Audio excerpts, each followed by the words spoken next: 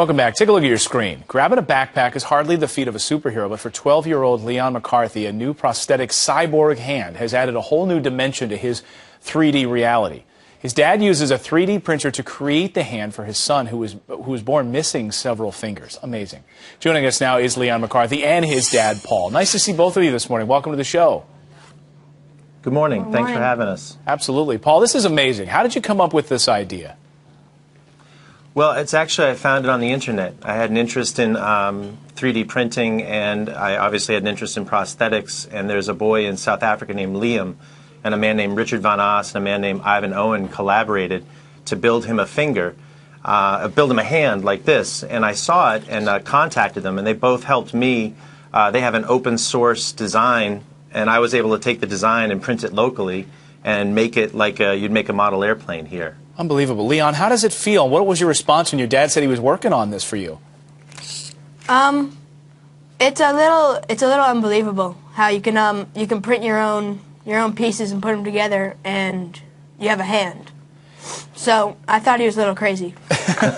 But growing up, it must have been difficult. Obviously, born without fingers, but now what are you able to do with that hand, and how does it work? Well, I was able to do a lot of things just with my normal hand, but with this prosthetic hand, it allows me to do a lot of stuff better.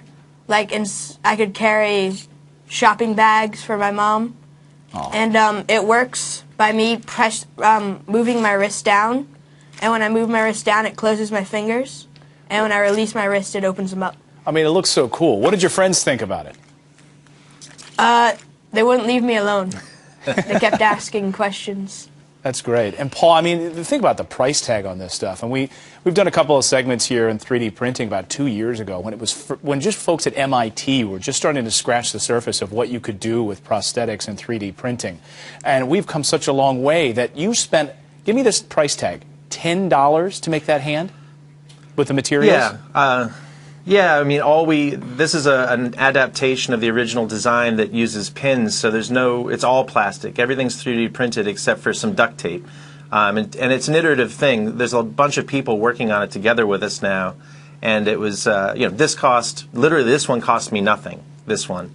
But, you have to have a 3D printer, which is like a $2,400 investment. And Leon's teacher, Bill Sullivan over at the charter school, he wrote a grant, like Kismet. He wrote a grant to get a 3D printer for the school, coincidentally.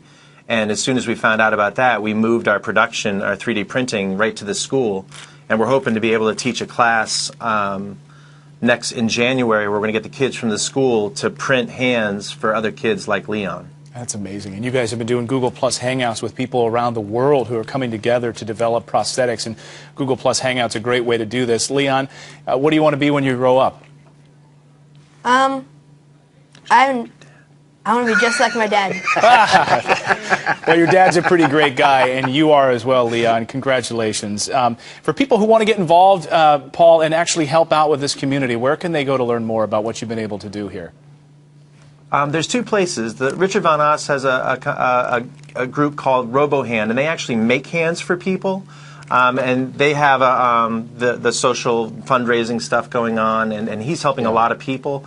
And then Ivan Owen and the Google Plus group, it's eNable, so small e, capital N-A-B-L-E.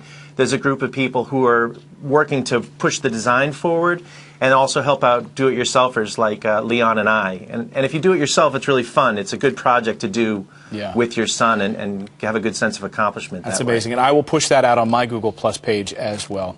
Paul and Leon, it's great to see you this morning. Thanks so much for joining us. Thanks for having us. Thanks for having us. Thank you.